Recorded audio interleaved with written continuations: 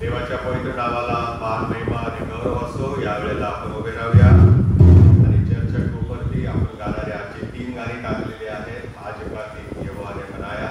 परमेश्वराने आज खरोखर हा दिवस आपल्याला दाखवलेला आहे आणि म्हणून आजचा दिवस परमेश्वराच्या गौरवासाठी आपण उपयोगात आणणार आहे आणि परमेश्वराच्या नावाला आपण धन्यवाद देणार आहोत. आपण प्रार्थना करूया. स्वर्गीय प्रभू, स्तुती करीतो पुन्हा एक वार तुझ्या भक्तीमध्ये तुझी स्तुती आराधना करण्यासाठी आम्हाला आणलेला आहे.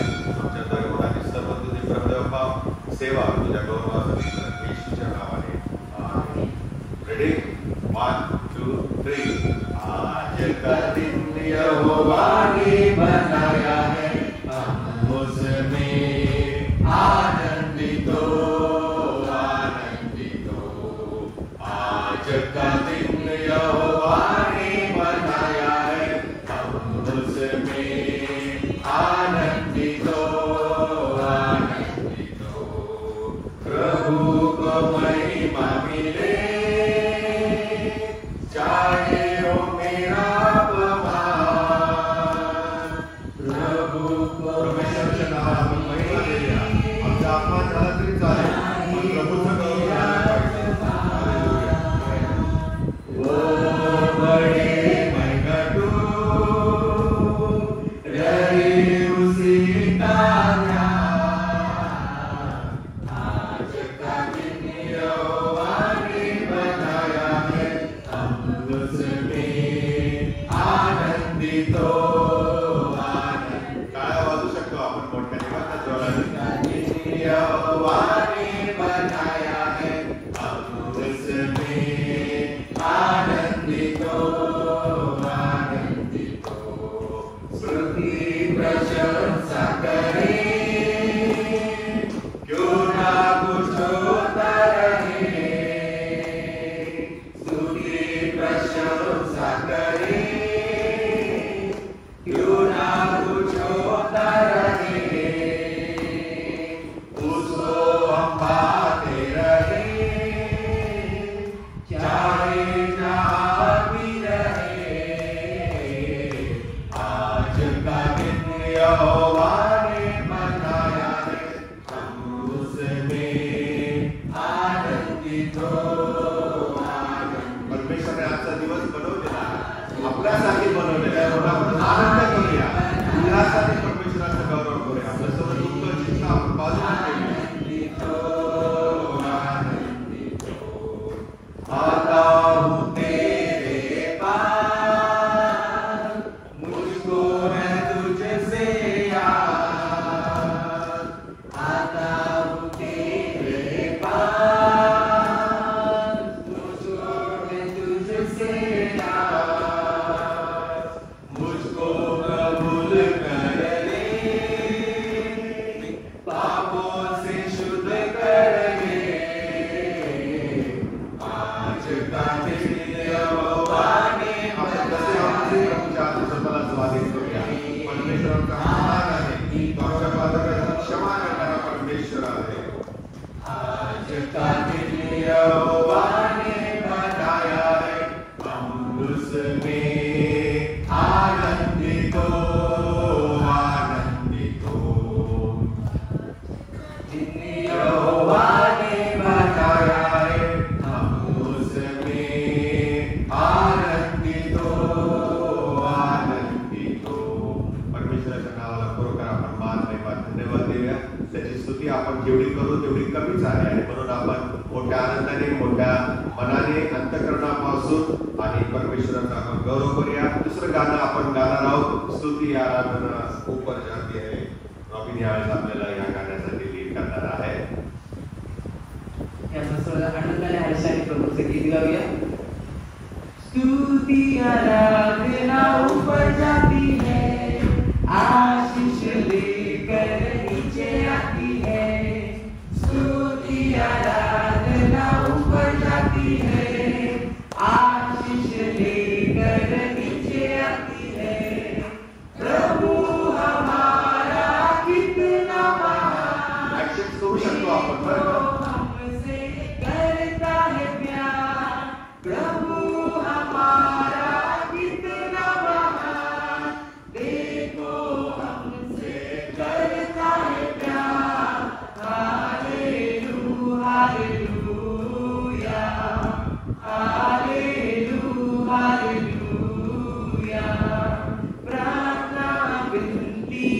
ऊपर जाती है, उत्तर लेकर नीचे आती है।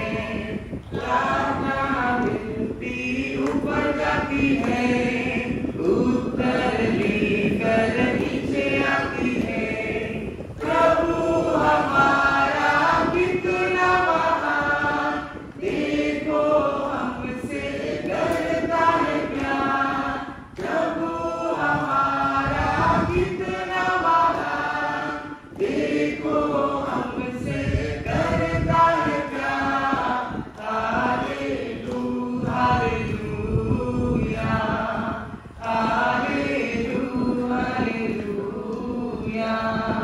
विश्वास की प्रार्थना ऊपर जाती है, चमत्कार को लेकर नीचे आती है। सबके विश्वास की प्रार्थना ऊपर जाती है, चमत्कार को लेकर नीचे आती है। प्रभु हमारा कितना महान, देखो हमसे करता है प्यार।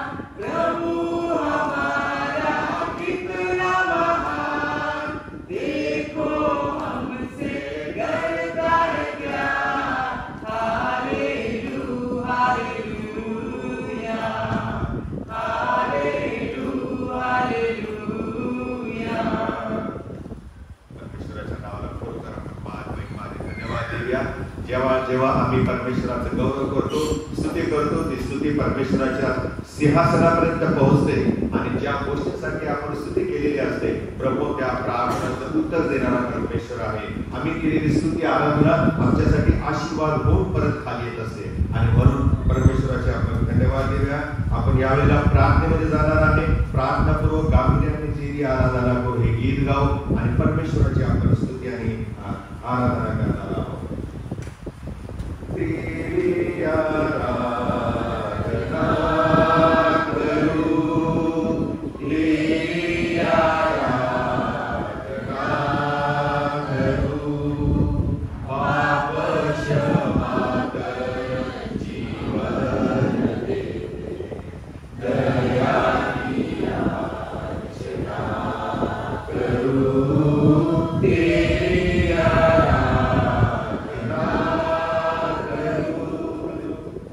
तुम्ही महान सर्वशक्तिमान, तुम्ही मेरे जीवन का संगीत, तुम्ही महान सर्वशक्तिमान, तुम्ही मेरे जीवन का संगीत।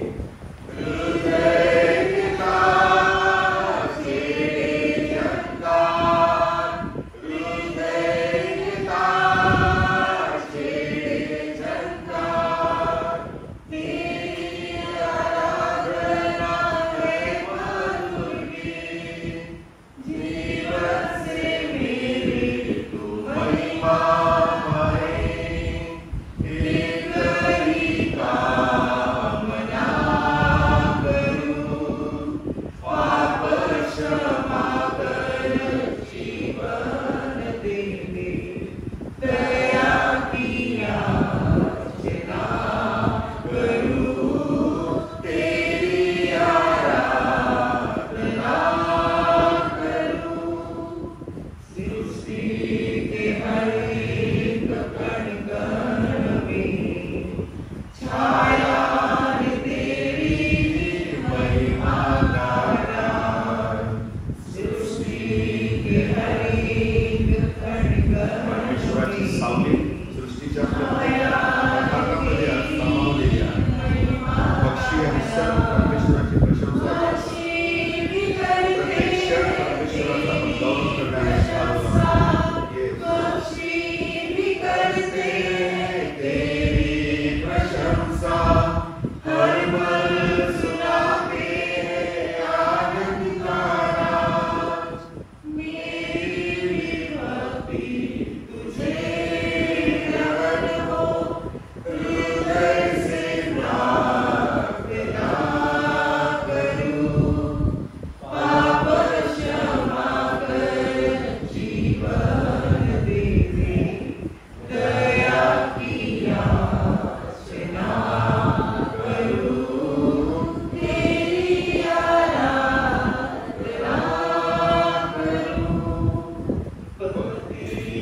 जीवन में ज्योति जला दे, तुझसे ही है आशा मेरी। पतित जीवन में ज्योति जला दे, तुझसे ही है आशा मेरी।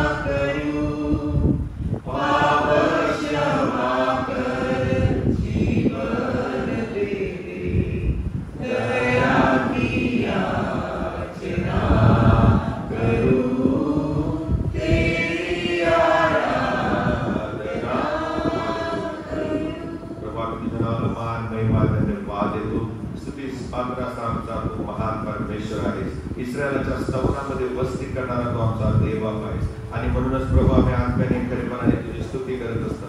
प्रभू आम्ही पापी आहोत त्याची जाणीव घेऊन प्रभू आम्ही तुझ्याकडे आलेलो आहोत। तुझ्या पवित्र भक्ती मंदिरात आलेला असताना प्रभू तू आमचं सहाय्य कर, आमच्या पातकांची क्षमा कर। प्रभू आम्हाला जीवन दे, जे विपुल जीवन देण्यासाठी तू आपला पुत्र प्रभू येशू ख्रिस्त याला या पृथ्वीवरती पाठवलंस आणि म्हणून प्रभू देव बाप्पा आम्ही प्रार्थना करतो, तू महान आहेस, तू सर्वशक्तिमान परमेश्वर आहेस, तू आमचं हृदय जाणणारा परमेश्वर आहेस आणि म्हणून प्रभू आम्ही प्रार्थना करतो आमच्या जीवनाद्वारे तुझी स्तुती आणि आराधना व्हावी यासाठी प्रभू तू आमचं सहाय्य कर। आता हे प्रभू तू आमचा ताबा घे, तारणारा आमचा महान प्रभू येशू ख्रिस्त याच्याद्वारे आमेन। Hallelujah hallelujah. मनुष्य म्हटला की त्याला मर्यादा येतात, बाउंड्रीज येतात। मी हे करणार, मी हे करायला नको, मला ही व्यक्ती आवडते, मला ही आवडत नाही, जी आवडत नाही तिच्याबरोबर मी कसं वागायचं, जी आवडते तिच्याबरोबर मी कसं वागायचं, ह्या बाउंड्रीज ज्या आहेत, ज्याला मर्यादा किंवा बंधनं आपण म्हणतो, ही बंधनं आपला प्रत्येकाने आपण प्रत्येक जण मांडत असतो, बनवत असतो स्वतःच्या भोवती। आणि म्हणून ह्या बाउंड्रीज ज्या आहेत, ज्या मर्यादा आहेत, ह्या शारीरिक असू शकतात, या वैयक्तिक असू शकतात, या कौटुंबिक असू शकतात, कधी कधी ह्या मर्यादा भावनिक सुद्धा असू शकतात। आमचं काम त्याला आपण मर्यादा देत असतो नाही का, 8 तास मला काम करायचंय, 9 तास मला काम करायचंय, प्रवासामध्ये माझे 1-2 तास जातात येतात, मग मी घरी आल्यानंतर ही माझी विश्रांतीची वेळ आहे, नोबडी शुड डिस्टर्ब मी। अशा प्रकारे आम्ही स्वतःभोवती वेगवेगळ्या स्थितीमध्ये, वेगवेगळ्या परिस्थितीमध्ये बंधनं करून घेतो, बाउंड्रीज तयार करत असतो आणि जगण्यासाठी आम्हाला काही मर्यादा आणि बंधनं आवश्यक असतात आणि माणसाने ती जरूर लावून घ्यावी। आणि जेव्हा आम्ही स्वतःला अशा मर्यादा घालतो तेव्हा आपण कोण आहोत याची जाणीव होते आणि आपण कोण नाही ही देखील आपल्याला कळतं। मी तसा नाही, मला हे आवडतं, मी असा वागतो है ना। मर्यादेमुळे आपण स्वतःचे अस्तित्व तयार करत असतो, हे आपण विसरता कामा नये। आणि म्हणून जेव्हा आम्ही स्वतःला चांगल्या मर्यादा घालून घेतो तेव्हा आपण एक धाडसी व्यक्ती, एक भक्कम, विश्वासामध्ये कॉन्फिडंट आणि संवेदनक्षम अशी व्यक्ती बनत असतो। आणि म्हणून त्यातून मग आम्ही इतरांच्यावरती प्रेम करावं, इतरांच्या गरजा पूर्ण कराव्यात या भावना उत्पन्न होतात, कारण आम्ही आमच्या जीवनामध्ये, आमच्या कुटुंबामध्ये, आमच्या समाजामध्ये, आमच्या राष्ट्रामध्ये चांगल्या मर्यादा तयार केलेल्या असतात। परंतु या पापमय जगामध्ये चांगल्या मर्यादा वैर भावाच्या भिंती होऊ शकतात आणि झालेल्या आहेत। कधी कधी these boundaries become hostile walls, वैर भावाच्या भिंती बनतात। कशा आणि कशा बनत आहेत आणि कशा बनलेल्या आहेत आणि कशा बनणार आहेत या सगळ्या गोष्टींचा आढावा आज आपण थोडक्या वेळेमध्ये घेणार आहे। भिंत, वॉल म्हटलं की ती इतरांपासून वेगळी करणारी अशी एक प्रतीक आपल्या समोर उभं राहते, चिन्ह उभं राहतं. आता ही भिंत आहे, ही भिंत उभी आहे याचा अर्थ आतला भाग वेगळा आहे, बाहेरचा भाग वेगळा आहे. ही भिंत म्हटल्याबरोबर आपल्याला कळतं की याच्या आतमध्ये चर्च आहे, बाहेर पटांगण आहे. म्हणजे भिंत हे वेगळेपण दर्शवते. कधी कधी आमच्या जीवनामध्ये ही भिंत आमचं एक साधन असतं की ज्याच्यामुळे आमच्या शारीरिक जीवनामध्ये, आमच्या वैयक्तिक जीवनामध्ये, आमच्या भावनिक जीवनामध्ये देखील फरक पडत असतो प्रियानो. आणि म्हणून भिंत उभी करणे किंवा भिंत तयार करणे याचा अर्थ असा आहे की मी इतरांपासून वेगळा किंवा मी त्यातला नाही, मला ही गोष्ट नकोय, स्वतःला अलिप्त ठेवणं, त्या गोष्टीपासून दूर निघून जाणं, यालाच भिंती तयार करणं असं म्हटलेलं आहे. पण कधी कधी माहिती का, ह्या भिंती देखील उपयोगाच्या असतात. समजा एखादी व्यक्ती आमच्या वैयक्तिक जीवनामध्ये इंटरफेअर करत असेल, मग आम्ही काय करतो, किंवा आमच्या जीवनामध्ये काही मर्यादा असतात त्याच्यामध्ये डोकावण्याचा प्रयत्न करतो, तेव्हा आम्हाला स्वतःला वैयक्तिक जीवनामध्ये स्वतःच्या संरक्षणासाठी काही बाउंड्रीज तयार कराव्या लागतात, मर्यादा घालून ठेवाव्या लागतात. स्वतःभोवती अशा बाउंड्रीज तयार करतो, अशा भिंती तयार करत असतो. आणि जेव्हा एखादा आमच्या पर्सनल लाईफ मध्ये किंवा सामाजिक जीवनावरती हल्ला चढवतो, तेव्हा आम्ही अस्वस्थ होतो, तेव्हा आम्ही कन्फ्युज होतो आणि मग आम्ही स्वतःभोवती भिंत तयार करायला लागतो, मर्यादेचं कुंपण तयार करायला लागतो, ज्याच्यामध्ये मी सुरक्षित राहीन, त्याचबरोबर त्या व्यक्तीपासून मी अलिप्त स्वतःला ठेवू शकतो किंवा शकते. आणि म्हणून आपण स्वतःभोवती असे निर्बंध तयार करत असतो जेणेकरून त्यामध्ये कोणी डोकावू नये. पण कधी कधी आपण ह्या व्यतिरिक्त जेव्हा घाबरतो आणि असुरक्षित वाटतं, त्यावेळेला नको ती व्यक्ती मला, नको ती गोष्ट मलाच आता याच्यातून मार्ग काढायचा, ही भावना वाढीस लागते. आणि मग आपण त्या गोष्टीपासून किंवा त्या व्यक्तीपासून दूर राहण्याचा प्रयत्न करतो. म्हणजेच दोघांच्या मध्ये आपण एक विशिष्ट प्रकारची भिंत, वॉल तयार करतो. कधी कधी या भिंतींचा उपयोग आम्ही शस्त्र म्हणून देखील उपयोगात आणतो. म्हणजे आमचे शब्द, आमचं वागणं, आमचं कटाक्ष, आमचं बघणं, त्याच्याद्वारे आम्ही एकमेकांना मारतो, एकमेकांच्या मध्ये आम्ही भिंत तयार करतो. यालाच आडभिंत म्हटलेलं आहे. काय म्हटलेलं आहे? आडभिंत म्हटलेलं आहे. कधी कधी काही माणसं हिंसेचा वापर करतात, भिंत तयार करण्यासाठी हिंसेचा वापर करतात, हातवारे करतात, मारपीट करतात, अनेक गोष्टींचा ते लोक आधार घेतात. पण अशा भिंती वैयक्तिक नात्यामध्येच आम्ही करतो असं नाही.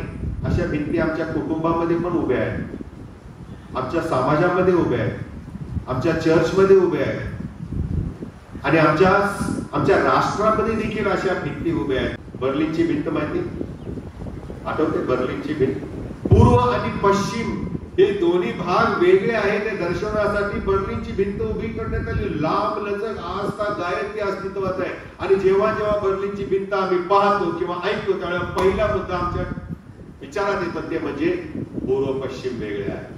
They are not one. म्हणजे आम्ही जेव्हा अशा भिंती तयार करतो त्या ठिकाणी खऱ्या शांतीचा अभाव असतो, त्या ठिकाणी शीत युद्ध चालू असतं. आणि म्हणून बर्लिनची भिंत ही शीत युद्धाचं प्रतीक आजतागायत उभी आहे.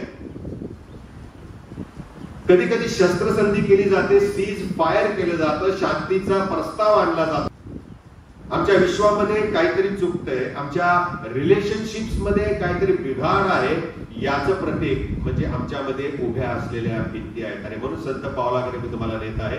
इफिसियन्स पत्र 2 अध्याय 14 ते 16 वचनामध्ये पाऊल अशाच आड भिंतीबद्दल लिहित आहे जी येशू ख्रिस्ताने पाडली. आणि म्हणून येशू ख्रिस्ताला भिंत पाडणारा ख्रिस्त येशू असं काही लोक म्हणतात, किंवा भिंत तोडणारा येशू ख्रिस्त असं म्हणतात. या वचनामध्ये आम्हाला संत पाऊल ही गोष्ट प्रामुख्याने लिहित आहे. तो असंही म्हणतो की ख्रिस्त येशू हा मूर्तिमंत शांती आहे आणि अशा या मूर्तिमंत शांतीने आमच्यामध्ये असलेली आड भिंत पाडून टाकलेली आहे. आता मी विचार करायला लागलो कोणत्या आड भिंतीविषयी संत पाऊल लिहित आहे. येथे पाऊल अक्षरशः दैहिक शारीरिक भिंतीविषयी तो लिहित आहे आणि ही शारीरिक भिंत आडभिंत म्हणून तयार झालेली आहे आणि ती किती महत्वाची नव्हती याचं वर्णन त्याने केलेलं आहे. आणि म्हणून प्रभू येशू ख्रिस्ताने ही आडभिंत जी अडखळण होती ती पाडून टाकलेली आहे. आणि ही आडभिंत कशाची होती माहिती का? वैरभावाची आडभिंत होती. वैरभाव. आणि ह्या वैरभावाच्या भिंतीच्या मध्ये अनेक लोकांचं तारण होणे अडकलेले होते, ज्यामध्ये देवाचे लोक अडकून पडलेले होते. आणि ख्रिस्त आमची शांती आहे, त्याने ही आडभिंत पाडून टाकली आणि आम्हामध्ये शांती प्रस्थापित केली. आणि म्हणून ही भिंत पाडणे आमच्या करता फार महत्वाची बाब आहे. आता या भिंतीविषयी आपण थोडं ऐकणार आहे. प्राईम व्हिडिओ वरती एक पिक्चर आलाय म्हणजे आता नाही आलाय, आला होता, द वॉल म्हणून. तुम्ही वाचलं असेल, ते टायटल वाचलं असेल. मी विचार करायला लागलो की हा द वॉल नावाचा चित्रपट हे संदेश तयार करताना आठवला बरं का. आणि यामध्ये 2 अमेरिकन सैनिक, टेलर जॉन्सन आणि जेन सीना, हे दोघं आहेत, हिरो आहेत त्याच्यामध्ये. आणि यांना इराकी स्नायपरनी जेरबंद केलेलं आहे. आणि ते कशाच्या मागे केले माहितीये का? एका वॉलच्या मागे, एका भिंतीच्या मागे त्यांनी त्यांना जेरबंद केलेलं आहे. आणि मग त्यांच्यावरती शूट चालतात, त्यांच्यावरती फायरिंग चालते. त्याच्यात त्याचा मित्र काहीतरी घ्यायला स्वतःचा जीव वाचवण्यासाठी त्या भिंतीच्या पलीकडे जातो आणि मग बंबार्डिंग होते. आणि मग इकडे अलीकडे असलेल्याला वाटतं पलीकडे माझा मित्र मेला की काय, म्हणून तो वॉकी टॉकीवर बोलतो, पण वॉकी टॉकी त्याची हॅक झालेली असते. शत्रू सैन्य याचं बोलणं मित्राला बोललेलं ऐकत असतो, त्या प्रकारे ते सावध होतात.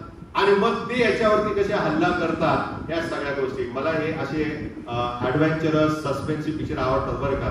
आणि स्पेशली युद्धाचे पिक्चर कधी कधी याचा उपयोग उपदेशामध्ये फार सुंदर रीतीने आपल्याला अप्लाय करता येतो, लागूकरण करता येतं. आणि म्हणून मी ह्या सगळ्या चित्रपटामध्ये पाहत असताना मला असं दिसून आलं की या सगळ्या चित्रपटामध्ये थोडा डल पिक्चर आहे बरं का, फास्ट नाही आहे, कंटाळ वाटतो बघताना, कंटाळवाणा आहे. परंतु त्याच्यामध्ये असलेली जी भिंत आहे ना, ती फार भिंत महत्वाची आहे. त्या भिंतीने संरक्षण तर केलंच, परंतु त्या भिंतीमुळे आम्हाला हे पाहायला मिळतं की 2 मित्रांच्या मध्ये ताटातूट झालेले आहे.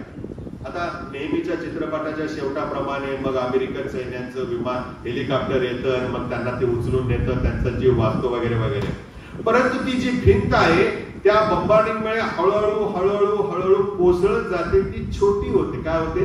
ती छोटी होते. लपलेला सैन्य दिसायला लागतो, सैनिक दिसायला लागतो आणि त्याला शूट करणं, त्याला मारणं अगदी सोपं होऊन जातं. परंतु तो मरत नाही, हा भाग वेगळा आहे. शेवट काय होतो? घरी गेल्यावर वेळ मिळाल्यावर तो तुम्ही चित्रपट पहा, द वॉल. भिंत ही त्या चित्रपटामध्ये वेगळेपण, अलगीकरणाचं प्रतीक म्हणून उभी करण्यात आलेले आहे. आमच्या जीवनामध्ये अशा प्रकारे भिंत विलगीकरण करणारी भिंत होते, एकमेकांपासून आम्हाला विभक्त करणारी ही भिंत होती. आणि म्हणून संत पाऊल इफिसकराच्या पत्रामध्ये 2 गटातल्या वैर भावाच्या भिंतीविषयी लिहित आहे. हे 2 गट कुठले आहेत? यहुदी आणि विदेशी. कुठले गट आहेत? यहुदी आणि विदेशी आहेत. इफिसकराचं पत्र 2रा अध्याय 11 ते 13 वचनामध्ये याचं वर्णन केलेलं आहे. मी काय ते सगळं वाचणार नाहीये, परंतु यामध्ये आम्हाला यहुदी आणि यहुदी इतर जे विदेशी आहेत त्यांच्यामध्ये काय फरक आहे, ते एकमेकांच्या विरोधात कसे वागत याचं सुंदर वर्णन पावलाने केलेलं आहे. आणि तो मग पुढे असं म्हणतो की ख्रिस्त येशू हा शांती आहे आणि त्याने दोघांना एक शरीर केलेलं आहे. बघा, म्हणजे ही जी आड भिंत आहे, ही भिंत पाडल्यानंतर आम्ही एक शरीर होऊ शकतो. यहुदी आणि विदेशी या दोघांच्या मध्ये जी आडभिंत आहे, ही आडभिंत काढून प्रभू येशू ख्रिस्ताने दोघांना एक शरीर केलेलं आहे. आणि मग पुढे असं लिहितो संत पाऊल, एक शरीर करून त्यांना नवा मनुष्य निर्माण केला. काय केलेला आहे? नवा मनुष्य. फार मोठी थिओलॉजी याच्यामध्ये, ईश्वर ज्ञान आहे प्रियानो. या दोघांना हा शब्द यहुदी आणि विदेशी या लोकांच्या बाबतीत संत पावलाने वापरलेला आहे. 14 आणि 15 वचनामध्ये लिहिलेला आहे. ख्रिस्त येशूने ह्या दोन्ही गटांच्या मध्ये, यहुदी आणि विदेशी, आपण यहुदी नाही, आपण विदेशी गटात येतो बरं का, हे लक्षात घ्या. आणि मग हे यहुदी आणि आपण जे विदेशी आहे, या दोघांच्या मध्ये शांती प्रस्थापित करून आम्हा दोघांना एक केलेलं आहे. म्हणून त्यांना आपण इस्रायली म्हणतो आणि आम्ही जे विदेशी आहे, विश्वास करते, आम्ही स्वतःला काय म्हणतो? नवे इस्रायल. काय म्हणतो? त्यांचाच भाग, पण ते जुने आणि आम्ही नवे. आता चूक नाही त्याच्यामध्ये बरं का, बिब्लिकली दॅट इज राईट. आणि म्हणून ख्रिस्ताने हे केलेलं आहे. यहुदी आणि विदेशी जे आपण आहोत त्या आम्हाला एक केलेलं. कसं केलेलं आहे?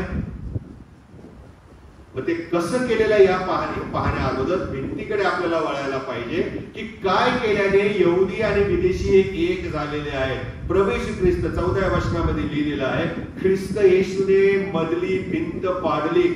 ख्रिस्त येशूने आड भिंत पाडली, एकमेकांना विभक्त करणारी वैर भावाची भिंत प्रवेश ख्रिस्ताने पाडली. हे लक्षात घ्या. आणि ही वैर भावाची भिंत आली कुठून हे समजण्यासाठी आपल्याला जुन्या करारामध्ये वळायचं आहे.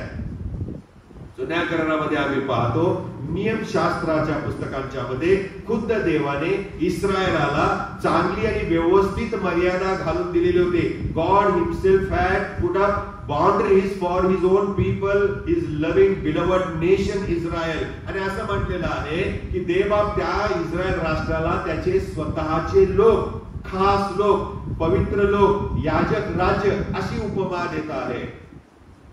ह्या मर्यादा इस्रायलाच्या पावित्र्याचं चिन्ह ठरल्या.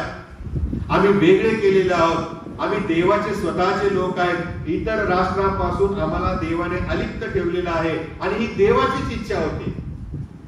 देवाचीच इच्छा होती चांगल्या गोष्टीसाठी अशा प्रकारे इस्रायल लोकांना वेगळं करावं. याचा उल्लेख तुम्हाला लेवीचं पुस्तक 20वा अध्याय 22 ते 26 वचनामध्ये पाहायला मिळतो.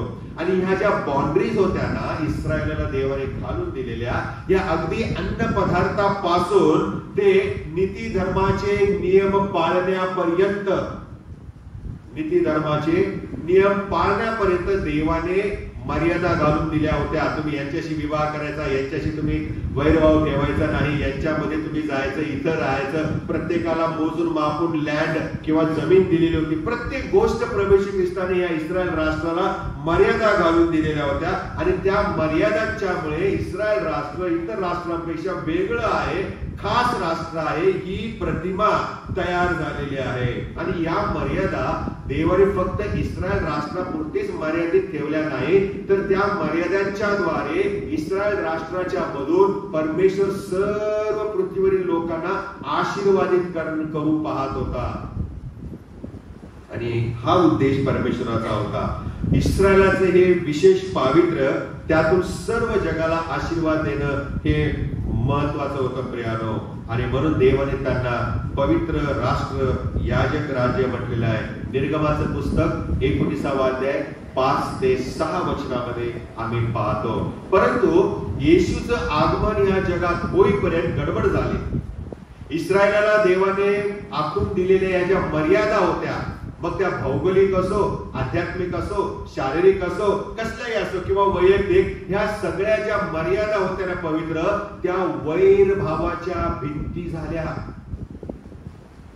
These boundaries became hostile walls.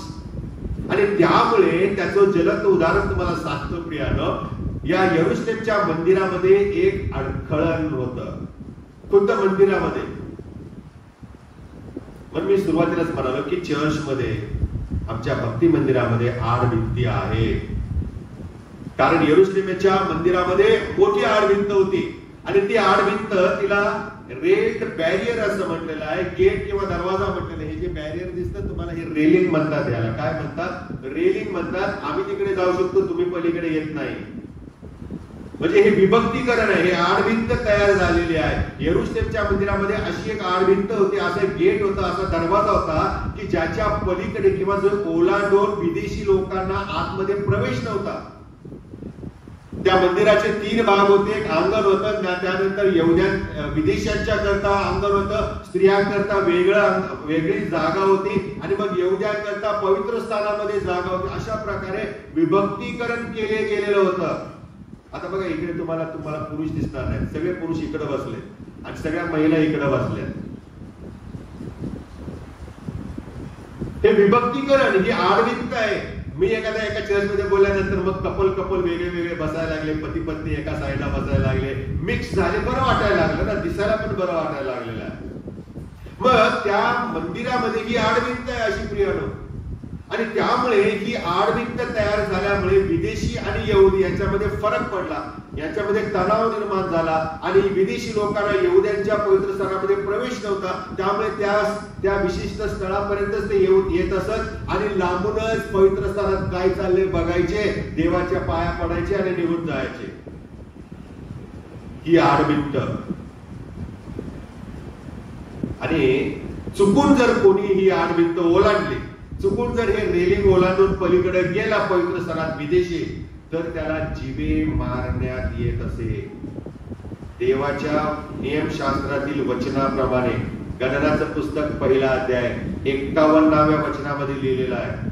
आणि म्हणून एकदा काय झालं, पाऊल काही विदेशी लोकांना घेऊन यरूशलेमच्या मंदिरात गेला आणि मग हे जे यहुदी होते हे यहुदी पाहत होते आणि मग त्यांना असं वाटलेलं आहे की संत पावलाने अडथळा ओलांडून विदेशी जे लोक होते त्यांना पवित्र स्थानात आणलं. हा त्यांचा गैरसमज झाल्यामुळे हे सगळे यहुदी पावलाला धरून जीवे मारण्याचा प्रयत्न करू लागले. मनाचं सांगत नाही, शास्त्रात लिहिलेलं आहे. प्रेषितांची कृती 21वा अध्याय 26 ते 31 वचनामध्ये हीच ती आडभिंत होती प्रियानो. विदेशी लोकांनी भक्ती मंदिरामध्ये त्या ठिकाणी येऊन तुम्हाला जागा दिली, तिथंच तुम्ही बसायचंय, तिथंच उपकार सुद्धा प्रार्थना करायची आहे. ही आडभिंत, त्याच्यामुळे जो कोणी ते ओलांडले त्याला जीवे मारण्याचं देवाच्या वचनाप्रमाणे यहुदी लोक वागत होते. आणि हे वैरभावाची भिंत प्रभू येशू ख्रिस्ताने स्वतः पाडली. नको. आणि म्हणून संत पाऊल म्हणतो, कोण यहुदी, कोण हेलेनी, कोण ग्रीक, कोण हिब्रू, प्रभू समोर सर्व एक आहे. प्रभू समोर एक आहे. आणि हीच ती वैरभावाची भिंत जी देवाच्या मंदिरात उभी होती. आणि या अशा आडभिंती देवाच्याच मंदिरामध्ये असतात आणि त्याच्यामुळे देवाच्या मंदिरामध्ये ऐक्य राहत नाही. देवाच्या मंदिरामध्ये विभक्तीकरण पाहायला मिळतं. यरूशलेमच्या मंदिरामध्ये अशा प्रकारे हे विभक्तीकरण होते. वास्तविकता देवानेच या यहुद्यांना, इस्रायल राष्ट्रांना सांगितलेलं होतं की तुम्ही स्वतः माझे खास लोक आहात, माझे पवित्र राज्य आहात. आणि त्यामुळे त्यांचा तसा समज होणं स्वाभाविक होतं प्रियानो, त्यांची काही चुकी नव्हती. परंतु स्वतःच पावित्र्य राखण्यासाठी आपल्या क्षेत्रामध्ये आलेल्यांना जीवे मारायचं,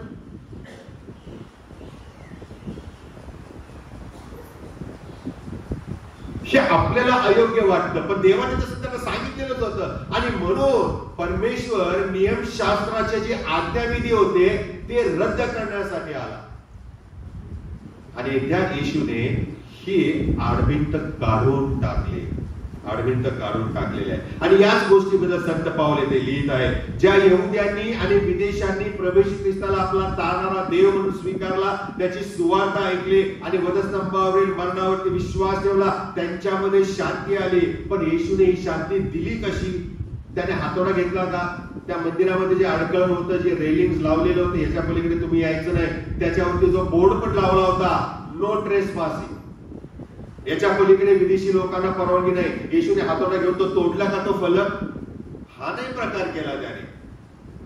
उलट हे न करता प्रभू येशू ख्रिस्ताने यहुदी आणि विदेशी यांच्यामध्ये जी आडभिंत, जे रेलिंग होते, जे अडखळण होतं, जे वैरभावाची जी भिंत तयार झालेली होती, ही त्याने नष्ट करण्यासाठी, ज्याच्यामुळे ही भिंत तयार झाली ते कारणच प्रभू येशू ख्रिस्ताने नष्ट केलेलं आहे. तिसरा मुद्दा आहे आपल्या आजच्या उपदेशाचा.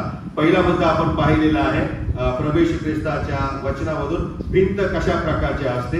दुसरा मुद्दा आपण पाहिला, देवाने कशा प्रकारे इस्रायल राष्ट्राला मर्यादा घालून दिल्या. आणि तिसरा मुद्दा आहे की प्रभू येशू ख्रिस्ताने आडभिंतीचं जे कारण होतं ते कारणच रद्द करून टाकलं, शून्य केलेलं आहे. आणि ते कारण काय होतं माहिती का? ज्याच्यामुळे वैरभावाची भिंत तयार झाली, आज्ञा विधींचे नियमशास्त्र. वचनात लिहिले हे आज्ञाविधीचे नियमशास्त्र, आम्ही याचाच वापर शस्त्र म्हणून करतो आणि आपसामध्ये आडभिंती तयार करतो. शास्त्रात लिहिले तो असं नाही वागायचं. आम्ही ह्या पवित्र वचनांचा अशा प्रकारे वापर करतो की आमच्यामध्ये भिंती तयार होतात. आणि म्हणून प्रभू येशू ख्रिस्ताने असं म्हणतो, या ठिकाणी त्याच्याबद्दल पाऊल लिहितो की येशूने वैरभावाच्या भिंतीचे कारण म्हणजे आज्ञाविधींचे नियमशास्त्र नाहीसे केले, रदबातल केले. नियमशास्त्रातील आज्ञांचा विपर्यास यहुदी लोक करू लागले होते. जे त्या शास्त्रामध्ये नाही ते स्वतःचे नियम लोकांच्या गळी ते उतरवत होते. मत्तयामध्ये येशू स्वतः म्हणाला, तुम्ही तर माणसांची नियम देवाची नियम लोकांच्या गळी उतरवताय तर त्यांना जगणं मुश्किल करत चाललेला. आणि म्हणून त्या आज्ञांच्या मध्ये देवाने सांगितलेला मूळ जो गाभा आहे, जो अर्थ आहे, तो अर्थच निघून गेलेला आहे. आणि म्हणून संत पाऊल असं म्हणतो, आज्ञाविधींचे नियमशास्त्र प्रभू येशू ख्रिस्तानं ज्या नियमशास्त्राचा, ज्या आज्ञांचा, ज्या मर्यादेचा विपर्यास हे एवढी लोक करत होते, त्या आज्ञांचा जे स्पष्टीकरण करत होते ते त्याने रद्दबातल केलेला आहे. कारण त्या नियमांचा, त्या अर्थांचा वस्तुस्थितीशी काहीच संबंध नसतो. पण उगाच नियम आहे म्हणून नियमांचं पालन करायचं हा कुठला न्याय आहे? आणि म्हणून अशा येशू ख्रिस्ताने आज्ञाविधींचं नियमशास्त्र रद्द केलं. तुम्ही आणि मी विदेशी आहोत, आम्हाला नियमशास्त्राची गरज नाहीये. आम्हाला पापांच्या क्षमेसाठी आम्हाला इथे कोकरू अर्पण करायची गरज नाहीये. रद्द करून टाकलेलं आहे आज्ञाविधींचं नियमशास्त्र. कसं केलेलं आहे? वधस्तंभाच्या द्वारे. प्रभू येशू ख्रिस्ताने या दोघांच्या मध्ये, यहुदी आणि आम्ही जे विदेशी आहे, त्या आमच्यामध्ये जी वैरभाव तयार झालेलं होतं ते नष्ट करून आम्हाला शांती प्रस्थापित केली, प्रदान केलेली आहे. स्वतःचा देह, स्वतःचं रक्त त्या वधस्तंभावरती अर्पण करून. आणि म्हणून त्या येशू ख्रिस्ताने वधस्तंभावरती आज्ञाविधींचं नियमशास्त्र रद्द केलं. मधली आडभिंत पाडून टाकलेली आहे. त्या मंदिरातला पडदा जो होता तो वर पासून खालपर्यंत दुभागला. तो ती पण एक प्रकारची भिंत होती प्रियानो. आणि परमेश्वराचं दर्शन सगळ्यांना मोकळं झालेलं आहे. पडदा फाटून गेलेला आहे आणि आम्ही परमेश्वराशी संपर्क डायरेक्ट साधू शकतो. हॉटलाईन वरती परमेश्वराशी आपण डायरेक्ट बोलू शकतो. आणि म्हणून संत पाऊल लिहितो की यहुदी आणि विदेशी दोघेही पापी आहेत. असं नाही की यहुद्यांना सांगितलं की तुम्ही माझे लोक आहात, मी तुमचा देव आहे, पण देवाने हेही सांगितलं जसा मी पवित्र आहे तसे तुम्ही पवित्र व्हा. म्हणजे याचा अर्थ असा की जरी यहुदी लोक तुम्ही जे आहात, नियमशास्त्र तुम्हाला मिळालेलं आहे, याचा अर्थ असा नाही की तुम्ही सर्व स्वच्छ धुतल्या तांदळासारख्या तुम्ही देखील पापी आहात. आणि म्हणून जे विदेशी आहेत त्या विदेशांना तुम्ही पापी या दृष्टिकोनातून बघू नका. कारण जसे ते पापी आहेत तसे तुम्ही देखील पापी आहात. अनुवादाचं पुस्तक 28वा अध्याय आणि पहिल्या 14व्या वचनामध्ये लिहिलेलं आहे, जर इस्रायल राष्ट्राने देवाचे विधी आणि आज्ञा पाळल्या असत्या तर ते आज सगळ्या देशामध्ये, सगळ्या पृथ्वीवरती काय झाले असते? देवाचे स्वतःचे लोक एक पवित्र राष्ट्र म्हणून उभे राहिले असते. परंतु त्यांनी देवाची आज्ञा पाळल्या नाही. इतर राष्ट्रांनी त्यांचा आदर केला असता जर त्यांनी देवाचे विधी पाळले असते. पण इस्रायलाने देवाच्या विरुद्ध बंड पुकारलं, त्यांनी शाबात मोडले, अनेक गोष्टींचं त्याने देवाच्या वचनाच्या विरोधामध्ये कृत्य केलेलं आहे. आणि म्हणून देवाने त्यांच्यावर शत्रू राष्ट्र पाठवले, देवाने त्यांच्यावरती पीडा पाठवलेल्या आहे. आजही जे त्यांच्यामध्ये युद्ध चाललेलं आहे ते याच कारणास्तव चाललेलं आहे. ते मसीहाचा स्वीकार करत नाहीत, येशूवरती विश्वास तारणारा म्हणून ठेवत नाहीत. म्हणून येशूने वधस्तंभावर स्वतःचं रक्त सांडलं. त्याद्वारे यहुदी आणि विदेशी यांच्या पापांची क्षमा केली. त्यांना देवबापाने देवाच्या न्यायापासून परावृत्त केलेला आहे, दूर केलेला आहे. आणि येशू मध्ये यहुदी आणि विदेशी यांनी एकमेकांना पापी म्हणून समजावे. जसे तुम्ही पापी आहात तसे आम्ही पण पापी आहोत, पण या आमच्यामध्ये वैरभाव असू नये, ही येशू ख्रिस्ताची शिकवण आहे. म्हणूनच ख्रिस्ताच्या मरणाने यहुदी आणि विदेशी याच्यामधून जे येशूवर विश्वास ठेवतात, त्याला आपला तारणारा देव म्हणून स्वीकारतात, ते पवित्र लोक, राजकीय याजकगण असे ठरतात. आणि म्हणून इफिसकरास पत्र 1 अध्याय 1 वचनामध्ये विदेशी वाचकांना, विदेशी विश्वासदारांना संत पाऊल काय म्हणतो? तुम्ही पवित्र जन आहात. इफिस येथील माझे देवाचे पवित्र जन. तुम्ही आणि मी कोण होतो? पवित्र लोक होतो. पुढे असं म्हटलेलं 1 अध्याय 4व्या वचनामध्ये, आम्ही पवित्र आणि निर्दोष असावे म्हणून प्रभू देवबापाने येशू मध्ये आमची निवड केलेली आहे. इफिसकरास पत्र 2 अध्याय 21व्या वचनामध्ये, म्हणून आम्ही देवाच्या पवित्र मंदिराचे एक भाग होतो. प्रभू येशू ख्रिस्त हा शरीर आहे मंडळीचं, नाही का, ते मस्तक आहे, मंडळी शरीर आहे. आणि म्हणून प्रभू येशू ख्रिस्त मस्तक असल्या कारणाने आणि मंडळी त्याचं शरीर असल्या कारणाने आम्ही त्या येशूच्या शरीराचे एक भाग होतो, त्याच्या ह्या पवित्र मंदिराचे भाग होतो, असं संत पाऊल आम्हाला शिकवत आहे. पुढे 5व्या अध्याय 3ऱ्या वचनामध्ये आम्ही पाहतो, म्हणून आम्ही पवित्र जनांना शोभेल असे राहिले पाहिजे, जशी ख्रिस्ताने मंडळीवर प्रीती केली, तिच्यासाठी स्वतःचा प्राण दिला आणि तिला निर्दोष आणि पवित्र केले, तशा प्रकारे विश्वासणाऱ्याने जगावे. ही संत पावलाने यहुदी आणि जे विदेशी होते त्यांच्यामधून प्रभूकडे आलेल्या लोकांना लिहिलेलं आहे. आणि मग निष्कर्ष असा निघतो की जर यहुदी आणि विदेशी विश्वासणारे हे पवित्र आहेत, दोघेही पापी असताना दोघांसाठी प्रभू येशू ख्रिस्त मरण पावला, दोघांच्या पातकांची क्षमा केली आणि दोघांच्या मधली जी आडविंत वैरभावाची होती ती पाडली, तर मग स्वतःच पावित्र्य सांभाळण्यासाठी यहुद्यांना वैरभाव ठेवण्याची गरजच काय? आता ती भिंत पाडून टाकलेली आहे. आम्ही सगळे एक झालेलं. ख्रिस्ताने वैरभावाची विचारसरणी जी यहुद्यांच्या मध्ये होती ना, तीच पाडून टाकलेली आहे, ती भिंत पाडून टाकलेली आहे. तो वैरभावच प्रभू येशू ख्रिस्ताने वधस्तंभावरती मारून टाकलेला आहे. स्वतःच्या मरणामध्ये त्याने वैरभावाला खिळून टाकलेला आहे. आणि मग त्यातून काय केलं?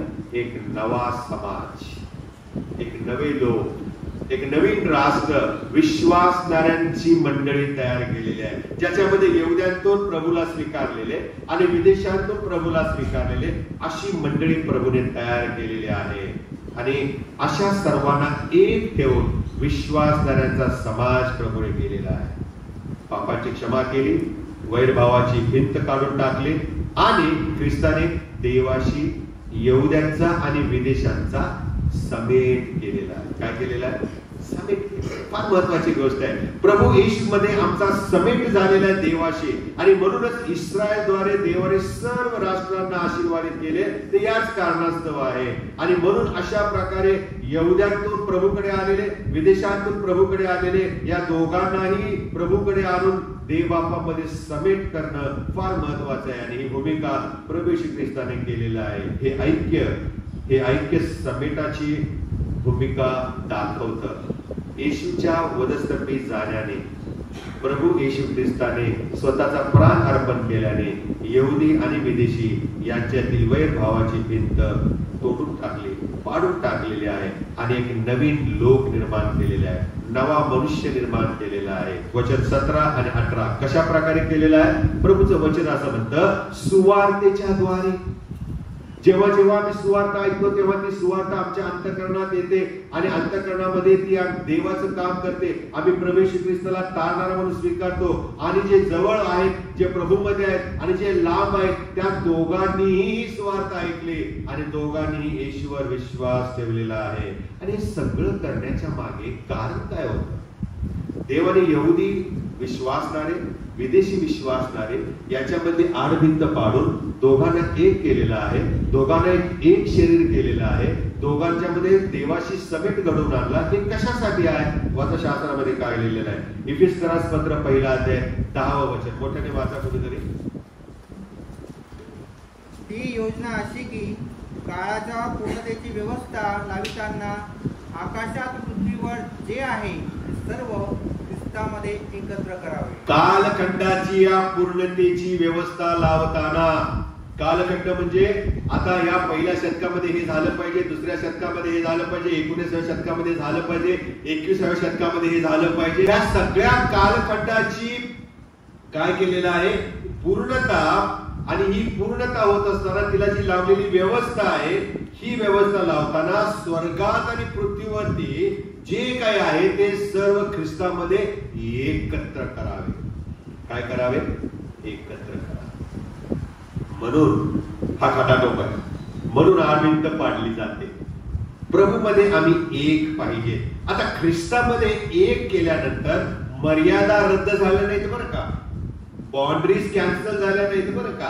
यहुद्यांना जे नियमशास्त्र ते नियमशास्त्र, ते मर्यादा त्यांना तशाच आहेत.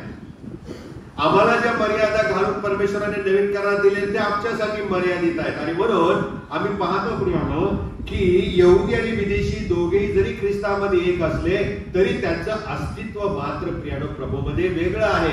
ते यहुदी आहेत, देवाचे राजकीय याजक गण आहेत, पवित्र राष्ट्र, देवाचे स्वतःचे लोक आहेत, आवडतं राष्ट्र आहे. आणि आम्ही जे विदेशी आहोत ते आम्ही येशूला स्वीकारल्यामुळे आम्ही तारण पावलेले देवाचे लोक आहोत. आणि बरोबर पाऊल या ठिकाणी लिहितो ते शांती आणि समेट याबद्दल लिहित आहे. देव आणि मनुष्य यांच्यामध्ये समेट प्रभू येशू ख्रिस्ताने केलेला आहे, स्वतःच्या बलिदानाने मिळवलेला आहे.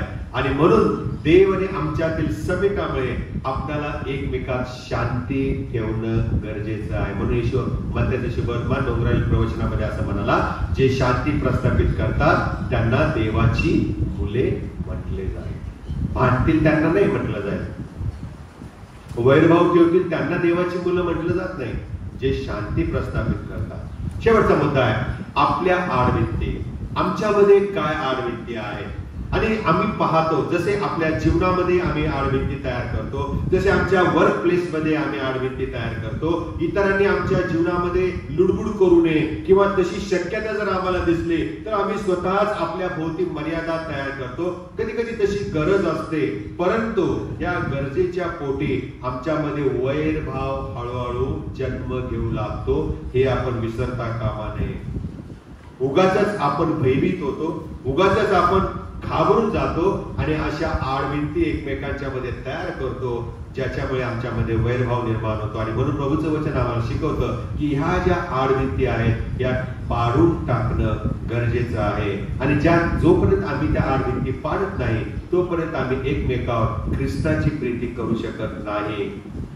देवाने आपल्याला पवित्र होण्यासाठी आमंत्रण दिलेलं आहे, सुवार्तेला धरून राहण्यास सांगितलेलं आहे, त्यातलं सत्य इतरांना विदित करण्याची जबाबदारी परमेश्वराने आपल्याला दिलेली आहे. पण हे करताना आपण जास्तच पवित्र आहोत हे दाखवत आपण चाललेलो आहोत. मीच काहीतरी विशेष आहे, मीच धार्मिक आहे, मी त्याच्यासारखा वागत नाही, आम्हीच पवित्र लोक आहोत, आम्हीच चांगले लोक आहोत, आम्हीच योग्य असे आहोत, असे इतरांना आम्ही जेव्हा दाखवण्याचा प्रयत्न करतो तेव्हा आमच्यामध्ये भिंती तयार होतात. We create walls. आणि त्यामुळे मग इतरांच्या मध्ये आणि आपल्यामध्ये या आडभिंती अडखळण तयार होतात. आणि म्हणून जेव्हा आम्ही सुवार्ता विसरतो तेव्हा ही आडभिंत तयार होते. जेव्हा आम्ही प्रियानो जशी इतरांना गरज आहे तशी मला पण तारणाची गरज आहे, मला पण पापक्षमेची गरज आहे विसरतो, तेव्हा आपण स्वतःला धार्मिक समजतो आणि इतरांच्या मध्ये स्वतःमध्ये आडभिंत तयार करतो. इतरांचं पण तारण झालंय, ती पण देवाची लेकरं आहेत आणि ख्रिस्ताने वधस्तंभावरती घडवून आणलेलं आहे. आणि म्हणून देव आम्हावर जशी प्रेम करतो तसंच त्यांच्यावरती पण प्रेम करतो. मला जशी क्षमा करतो तशी त्यांना पण क्षमा करतो. या गोष्टी आम्ही लक्षात घेतल्या पाहिजेत. देवामध्ये आम्हाला सुरक्षितता प्राप्त होते, प्रभू आम्हाला पावित्र्य देतो आणि ते वधस्तंभाच्या द्वारे देतो. हे आम्ही लक्षात घेत नाही आणि म्हणून आमच्यामध्ये आडभिंती तयार होत चाललेल्या आहेत. आणि हेच तर खरं आमचं अस्तित्व आहे. जेव्हा आम्ही स्वतःची इमेज दुसऱ्यांसमोर चांगली ठेवण्याचा प्रयत्न करतो, पवित्र शास्त्राच्या विरोधामध्ये आम्ही वागण्याचा प्रयत्न करतो, तेव्हा आमचं ख्रिस्त येशूवरील इतरांसह असलेलं स्थान आम्ही विसरून जातो. We are co brothers and co sisters. We are inheritant of the kingdom of God. जसा येशू देवाच्या स्वर्गाचा वारस आहे तसे आम्ही देखील येशूवर विश्वास ठेवल्यामुळे देवाच्या घरचे होतो, देवाच्या प्रॉपर्टीचे वारीस होत असतो. आणि म्हणून आम्ही प्रत्येक वेळी जेव्हा ख्रिस्ताच्या वधस्तंभाजवळ येतो त्यावेळेला याची जाणीव होते. त्याच्या त्या अमूल्य मरणामध्ये आमच्यामध्ये असलेल्या अहंकाराच्या भिंती, आमच्यामध्ये असलेल्या गर्वाच्या भिंती, आमच्यामध्ये असलेल्या फाजील धार्मिकतेच्या आडभिंती ज्या आहेत त्या पाडून टाकल्या पाहिजेत. आणि जोपर्यंत त्या आम्ही पाडत नाही तोपर्यंत आम्हाला प्रभू चालवत नाही, तोपर्यंत आमच्यामध्ये ऐक्य निर्माण होणार नाही. आणि म्हणून वधस्तंभावर जाण्याआधी प्रभू श्री ख्रिस्ताने देवाकडे प्रार्थना केली, जसं तू आणि मी एक आहे तसे त्यांनीही मंडळींनीही एक व्हावे. प्रभू तुम्हाला अशी कृपा करू की तुमच्या मनामध्ये इतरांच्या बद्दल जर आड भिंत असेल त्या माणसाला पाडू नका, पण ती वैरभाव जे आहे तो पाडून टाका, तो काढून टाका. कारण तो एक ख्रिस्ताची प्रतिमा आहे. आम्ही जशी ख्रिस्ताची प्रतिमा आहे, आम्ही जसे स्वतःला धार्मिक समजतो ती व्यक्ती सुद्धा स्वतःला धार्मिक समजते. पण पाऊल आम्हाला शिकवतो, आम्ही पापी असता ख्रिस्त आम्हासाठी मरण पावला, आम्हासाठी मरण पावला. आणि म्हणून त्याच्या मरणामध्ये प्रत्येकाला तारण आहे. आम्ही एकमेकांवर प्रेम करावं, एकमेकांची काळजी घ्यावी. आणि ही काळजी घेत असताना मनामध्ये जे क्लिष्ट आहे, मनामध्ये जे वैरभाव आहेत, ज्या भिंती तयार झालेल्या आहेत, त्या आपण काढून टाकू आणि एकमेकांवर प्रेम करून एकमेकाची प्रेमाने सेवा करू. आपण प्रार्थना करूया. पवित्र पवित्र सैन्यांच्या यहोवा देवापा, आम्ही तुझी स्तुती करतो, धन्यवाद देतो. भिंत जी परमेश्वर पित्या वेगळेपण दर्शवतं, विलगीकरणाचं चिन्ह आहे, जे यहुदी आणि विदेशांच्या मध्ये अस्तित्वात होतं. पण प्रभुदेव बाप्पा, येशू मध्ये त्या भिंती तू पाडून टाकलीस, त्यांना एक केलंस. त्याद्वारे आम्हाला शिकवण दिलीस की आमच्यामध्ये पण अहंकार, गर्व, मानापमान, पैसा, इज्जत, ज्ञान, धार्मिकता, अनेक गोष्टींच्या आडभिंती आम्ही तयार करून ठेवलेल्या आहेत, ज्याच्यामुळे आम्ही इतरांशी कनेक्ट होऊ शकत नाही, जोडू शकत नाही, जोडले जाऊ शकत नाही. एक वेगळेपण, एक विभक्तीकरण झालेलं आहे. प्रभू, आम्हाला क्षमा कर. आम्ही पापी असताना जर तू आमच्यावर प्रीती करतोस, आम्हाला कवटाळतोस, तर आम्ही एकमेकाला पण तसंच वागवावं म्हणून तू आम्हाला आज मार्गदर्शन कर. तारणारा आमचा प्रभू येशू ख्रिस्त त्याच्याद्वारे